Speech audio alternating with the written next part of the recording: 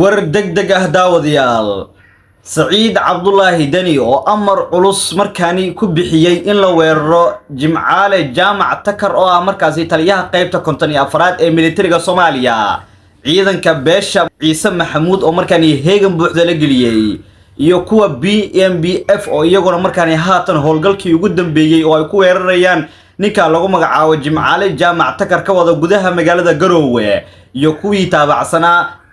Jimcaale Jaamac Takar iyo kuwa danab ee ciidanka xooga dalka ay ku sugan markaasi gudaha magaalada Garowe oo haatan markaasi dhufaysyo kala duwan ka sameystay guriga uu ka degan yahay Jimcaale Jaamac Takar xogihii ugu dambeeyay xaaladda magaalada Garowe oo ah mid aad u qasan ayaan kula wadaagi doonaa iyo sidoo kale amarka culus oo markaani bixiyay Saciid Cabdullaahi Dani kaasi oo ah in markaani weerar culus lagu qaado ninka lagu magacaabo Jimcaale Jaamac Takar sidoo kalena noloshu ay ku soo qabtaan ciidanka BMBF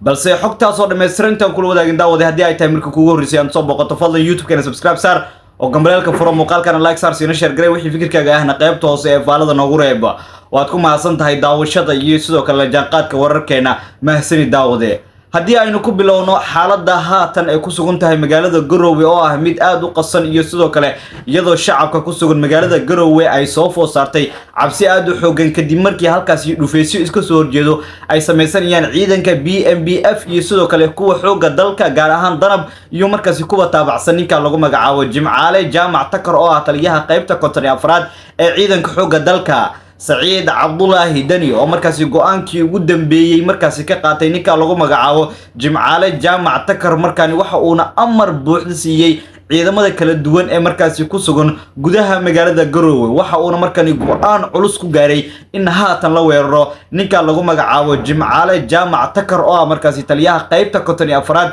ee ciidanka xooga dalka ay ku sugan gudaha magaalada Garowe Saciid Cabdullaahi Dani haatan markaasi waxa uu dhabaha u xaarayaa in dagaal culus uu ka qarxo gudaha magaalada Garowe iyadoo markaani dhaqdhaqaaqyo culus oo ciidan markaasi laga dareemayo magaalada Garowe ee caasimadda dowlad goboleedka Puntland Jimcaale Jaamac Takar ayaa haatan lagu soo waramayaa in ciidankiisu ay dhufaysyo kala duwan ka qoteen guriga uu ka degan yahay magaalada Garowe iyadoo haatan kuwa BMBF markaani howlgalkii ugu dambeeyay iyo dhaqdhaqaaqyo culus ay ka sameynayaan gudaha magaalada Garowe kadib markii Saciid Cabdullaahi Dani uu amar culus ku bixiyay in nolosha lagu soo qabto ninka lagu magacaabo Jimcaale Jaamac Takar xaaladda Garowe aad ayay u qasan tahay walaac xoogan ayaa soo wajahay shacabka gaar ahaan haweenka iyo sidoo kale caruurta ku sugan gudaha magaalada Garowe ee caasimadda dowlad goboleedka Puntland kadib go'aankan ayaa imaanaya ninka lagu magacaabo Jimcaale Jaamac Takar oo dawladdu ay soo magacaaday taliyaha qaybta 54aad oo markaasi iska diiday go'aankii markaasi ama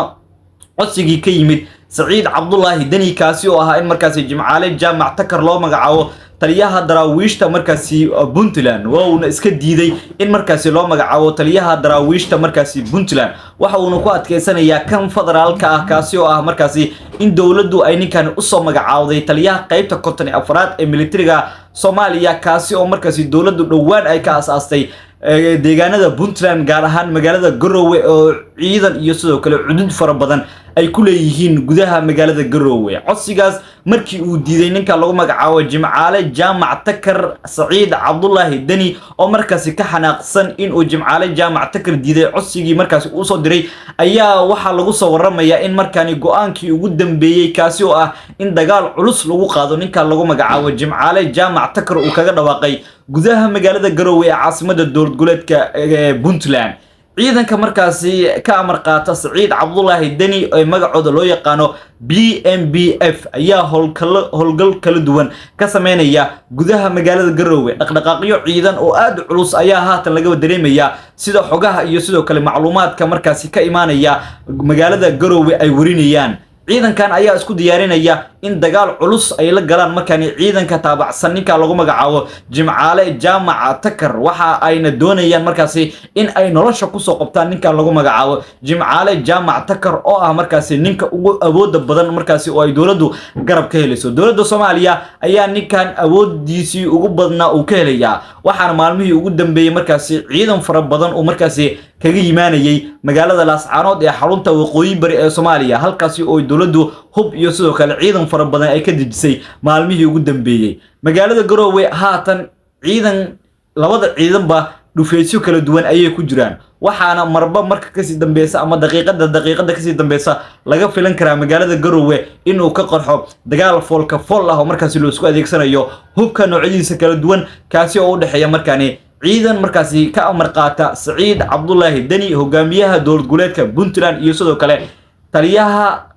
qaybta konton afraad ee militariga Soomaaliya ninka lagu magacaabo Jimcaale Jaamac Takar oo maalmihii ugu dambeeyay abaabul xoogan ka waday gudaha magaalada Garowe dhinaca kalena hadii aynu eegno beesha markaasi majeerteen gaar ahaan Ciise Maxamuud ciidankooda iyaguna heegan buuxda ayaa la geliyay oo xaaladda waa laga cabsi qabaa iyaguna waxa ayna taabacsan yihiin markaani ninka lagu magacaabo Jimcaale Jaamac Takar oo markaasi isxulfays dhow ay leeyihiin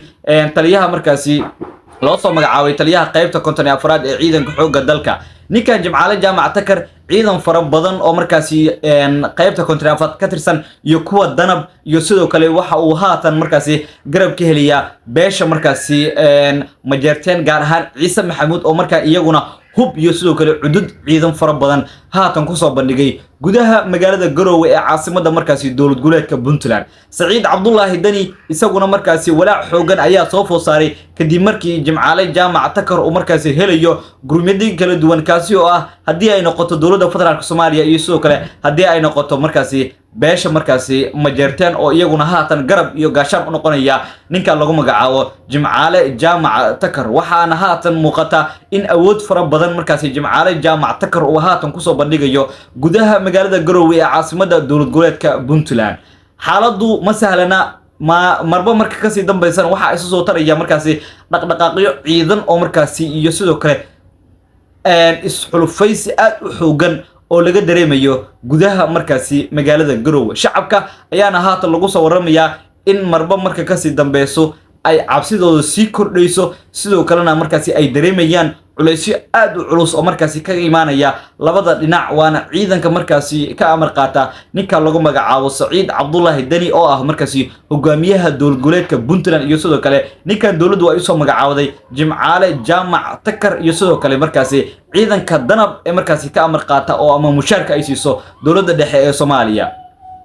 Saciid Cabdullaahi Dani waxa uu diidan yahay markaasi tii ku dhacday Cabdicasiis Maxamed Xasan lafta gareen kaasi oo markaasi dowladdu ay xoog kaga saartay gudaha magaalada Baydhabo haatan dibad joog ka ah magaalada Baydhabo taasi ayuu ka cabsanayaa maadaama waxa uu leeyahay